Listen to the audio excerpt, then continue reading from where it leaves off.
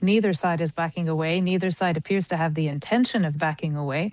Certainly for the Iranian side, this really is down to survival for them. It's a critical issue. It's a new leverage that they found they have over the course of the last 8 weeks, and it's one that they're going to hang on to quite tight. And on the US side, it's a pressure point on Iran. That additional blockade is intended to prevent Iran from getting its oil out, though it appears the blockade is a little bit more porous than intended. And so I don't see President Trump backing off either. Dina, when we look ahead, and I think I'm jumping many, many steps ahead, but President Trump, we know, has ridiculed President Obama's Iran nuclear agreement back in 2015. President Trump withdrew from that agreement during his first term. Critics say he could have avoided this war had he left that agreement in place. And some are saying he may not get a much better agreement at the end of this war. What are your thoughts on that? I have to say, I agree with that statement. I think that the JCPOA, as it was called back then, the Iran nuclear deal, it absolutely wasn't perfect. It had flaws. No deal that's ever negotiated between two sides is perfect, but it did address a lot of the issues that are now back on the table. It constrained and rolled back Iran's nuclear program across the program itself, including enrichment, which right now is a big deal, and some of Iran's stockpiles of highly enriched uranium, which Iran now has hidden as a result of the June war. So a lot of these issues had been addressed before. Like I said, it wasn't perfect, but it wasn't intending to be perfect. So, Dina, while the Iranians do have some perhaps newfound leverage with the Strait of Hormuz, the fact is the U.S. military has dealt them significant damage to a lot of their facilities, infrastructure, military. Do we have what do we understand about their incentive on the Iranian side to come to the negotiating table? You're absolutely right to highlight that there has been significant damage done across the board in Iran.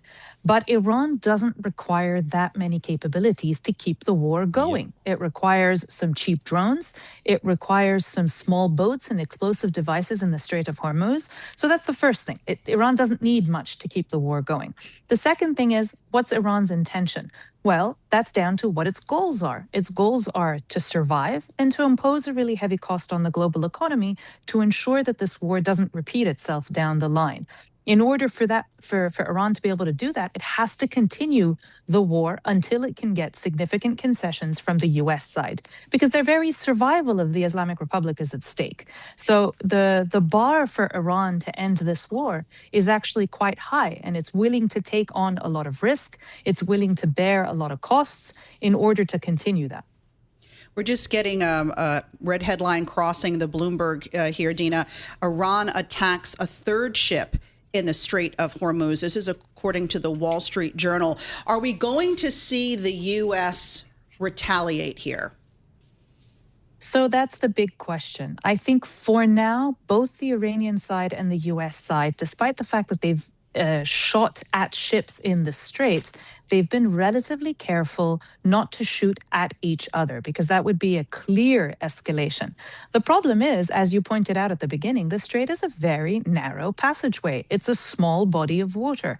And the chances that with each passing shooting at ships that they end up shooting at each other are actually quite high. So I think the risk of escalation is high. They're trying to avoid it for now.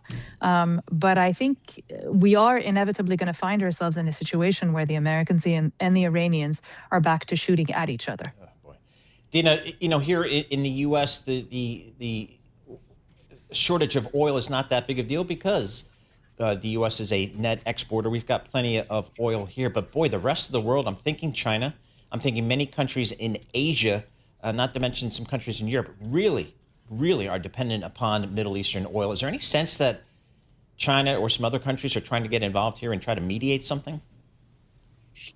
I think it's hard for them to mediate. I think for a country like China, yes, it's impacted by the flow of oil, but it also is standing back and watching this crisis unfold because it allows it to watch how one of its rivals, the United States, is reacting and playing out this scenario of war with Iran. That's all very valuable information for China. For other countries like the Gulf Arab states, of course, they want this war to end, but they've been attacked as a part of this war. And so they feel they aren't credible enough to be mediators right now.